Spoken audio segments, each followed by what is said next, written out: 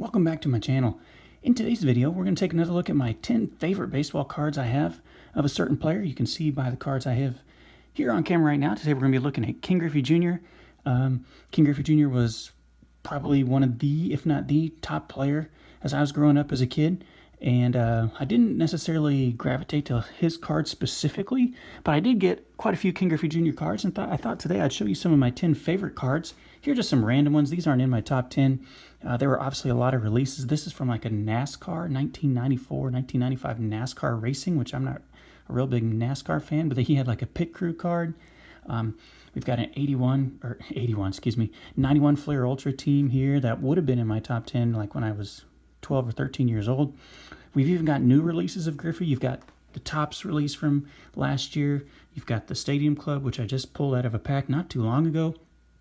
This is from National Baseball Card Day. It was like a sneak preview in Bowman Platinum, I think, last year. It's got the little 2019 National Baseball Card Day stamp right there. We've got this, I think it's a 1997 Fleer Sports Illustrated cover with him and Frank Thomas when they are kind of protesting the players' strike, which happened in 1994, because both these guys were getting ready to maybe take a chance to get some baseball records.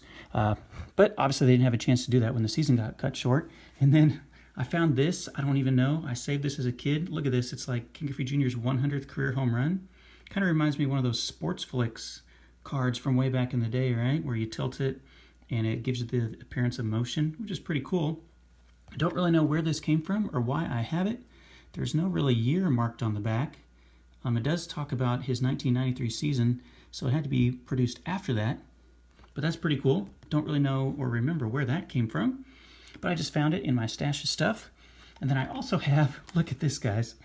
I saved this thinking that it would be a great, future investment if I saved this and never opened it. I believe this is like the only pack or box of cards as a kid that I never opened, and this happened to be 1991 Donruss, which is obviously not worth anything right now. And then here, quick shout out to Queen City Collectibles, which used to be the local card store in my area. It's no longer around. I don't know, it's been out of business for, probably 30, or so years, but I got this for $4 back in the day, thinking, man, I'm not going to open this. It's going to be worth something someday. Which obviously now, I think I looked up on eBay, you could find this exact box, still sealed, just like mine. It's up right now at auction for like 99 cents, with still obviously some time left on it. So I just thought I'd throw that in there for fun, just because it's something, the only thing that I saved and didn't open as a kid, thinking, oh man, that's going to be worth something. And then, you know what, I'm going to keep it up there because it's that cool. And then obviously that never really came to fruition. So, all right, guys, with all that out of the way, let's go ahead and look at King Griffey Jr. If you would have told me that I would have been collecting King Griffey Jr. cards in the year 2020, when I was a teenager in 1992, 1993, Stephen even still in elementary school in 1989 and 90, I never would have believed you, but here we are. And thanks to Griffey's popularity as a player, he's still around today. So without further delay here, let's look at my top 10 favorite King Griffey Jr. cards in my collection. And here we go. Number 10. This is from 1992, Upper Deck. This is only a $1 or $2 card. Obviously not worth that much, but it has kind of this same kind of appearance of action, kind of with the three photographs blended into one. I believe Trevor Richards, of all people, in Topps Stadium Club from last year, 2019 Stadium Club, has a card like this where it's like giving the appearance of action with three different pictures. And so this card's not worth more than 50 cents or a quarter. You could probably get it on eBay for $1 or $2. But that is number 10. I like the three photography shots there. I'm going to put this off to the side, but I'll have to turn it up like that, I guess. All right, number 9. This is from a little more towards the end of his time in Seattle. You can see this is from Upper Deck MVP. This is Upper Deck MVP, which was its own release. This is the Swing Time 1999 Upper Deck MVP Swing Time insert. Kind of got like the blueprints there, like it's an architect's blueprints of his swing. Kind of a cool little foil thing going on here. This was about the time when foil was starting to get a little bit more heavily used. That's got the back. It's kind of got the details, just like the blueprints were for an architect's or construction workers type of a design. This card, you can find it on eBay because it's the foil and it can be a little bit hard to find in good condition. This could sell anywhere from $2 to upwards of $7 on eBay based on my research right before I started filming. So that's number 9. Pretty cool card. All right, here we go. Number 8 is this. From the same release, this is still 1999 Upper Deck MVP. You can see that at the top left corner. This is the Ken Griffey Jr. card with the silver signature. And man, this silver signature is awesome. I never really knew what Griffey's signature looked like, but that's one of the best signatures out there. That's pretty cool. That's obviously him with the Home Run Derby title. That looks like it's in Coors Field. Yes, definitely Coors Field, the giant scoreboard out there in left center. Ken Griffey Jr., silver signature. Not all cards have the silver signature on it. I don't remember the rate or the odds of getting a silver signature on there, but that was definitely one of the cool inserts you could get back in the late 90s and even mid-90s. So there it is on the back. It's just the base card number 190. With the silver signature, that does up the value of it. I believe this card, you could still find even the silver signature on eBay for like $3. There's probably not too many of them floating around out there, but if you do find one, it's still pretty cool. Okay, moving on. Number 7 is this. If you were like me in elementary school back in the early 90s, you remember these magazines. We'd get them sometimes in our school library.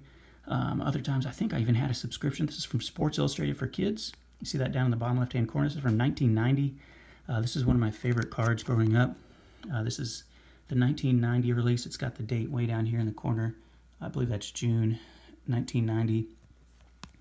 This card from Sports Illustrated for Kids, there was a big sheet with these perforated edges where you would tear them out. They would have 9 cards on a sheet, and there was one sheet in each magazine. And so I tore this one out, put it in my binder, probably very soon after 1990, and it's been in there ever since. Finally got out of the binder today, some 30-some years later. This card, Sports Illustrated for Kids, is a $2 to $5 card. You could find it on eBay right now. A PSA 7 sold for $15. So I don't really know how they grade these perforated edges cards, but if it was a PSA graded card, that would bump up the value a little bit. All right, we're moving along. Number 6. This may be actually my most valuable card. Maybe I should have made it higher on my list, but nonetheless, here it is. This is number 6. It is 1994 Super Nintendo. This is from the Ken Griffey Jr. Major League Baseball game, right? Ken Griffey Jr. Baseball on Super Nintendo. And so whenever you bought the Super Nintendo game, you got this card. I believe there might have even been a poster that went along with it. And oh my goodness, guys. I remember I got this game, Super Nintendo's Ken Griffey Jr. Baseball, for my 8th grade graduation in 1994, and I played the heck out of that game. Oh my goodness. That was back in the day before they really even had like the licenses to use all the player names. And so I would take like an old magazine, you know how they make those baseball preview magazines, that would list everybody's rosters because there wasn't really internet then. You didn't really know the names of everyone. And I went through and based on the numbers and the kind of the position of the players, I went in and manually inserted every single player's name to edit the rosters to have the real names on there. Ken Griffey Jr. was the only person who had his real name. And I played that game all summer long.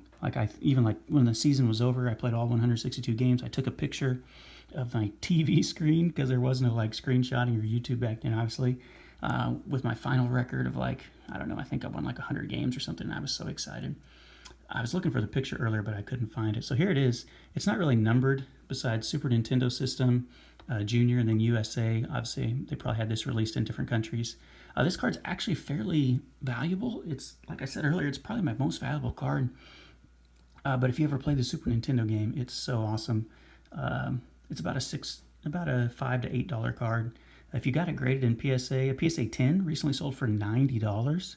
And I don't think mine is a PSA 10, but it would be interesting to get it graded just to see what it is. This is the Super Nintendo card from Ken Griffey Jr. Baseball. So if you played Ken Griffey Jr. Baseball, feel free to leave a like. Feel free to make a comment. What was your favorite part about the game?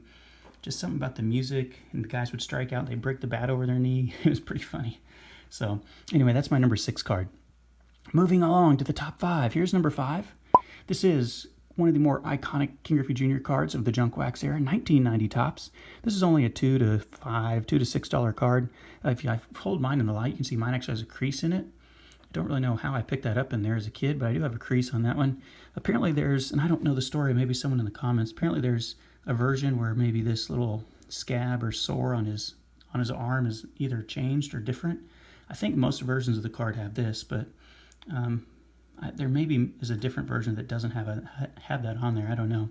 This is from 1990 tops. It's got the gold cup icon, obviously a second year release.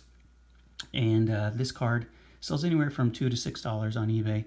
And mine is obviously less than that because it has a big crease down the middle, but it's still one of my favorite cards as a kid, the gold cup card. All right, we're moving along. Number 4. Number 4 on my list, is this. This is the King Griffey Jr. Superstar from Topps. I believe this is a sticker, although on the back it doesn't say that it's a sticker, and I haven't peeled it off or anything.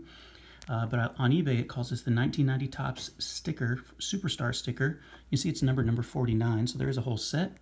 I don't really know how I got this. I probably bought this at the Queen City Collectibles store because I don't have any other stickers like this, so I must have purchased this specifically out of a store or something. It's about a $2 to $3 sticker.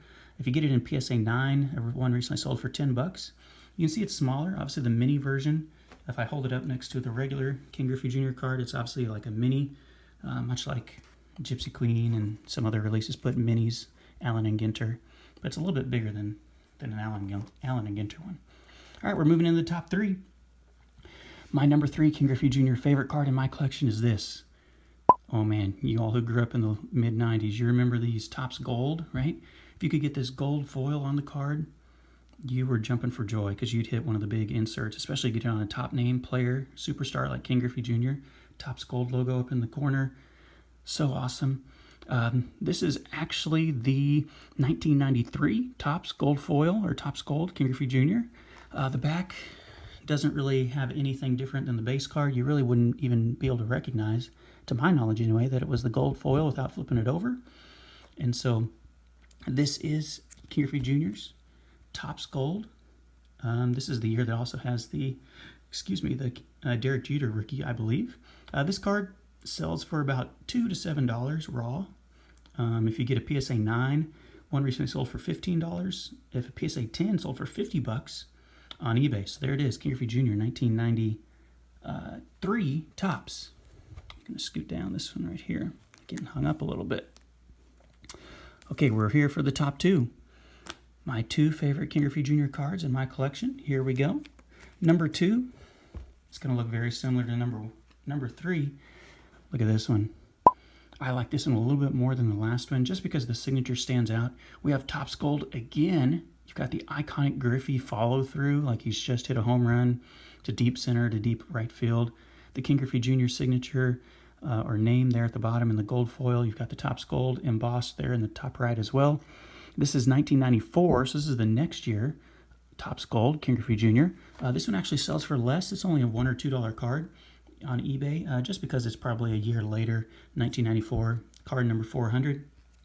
And this is just higher on my list just because I like the photograph a little better. I like how the gold is a little bit easier to read.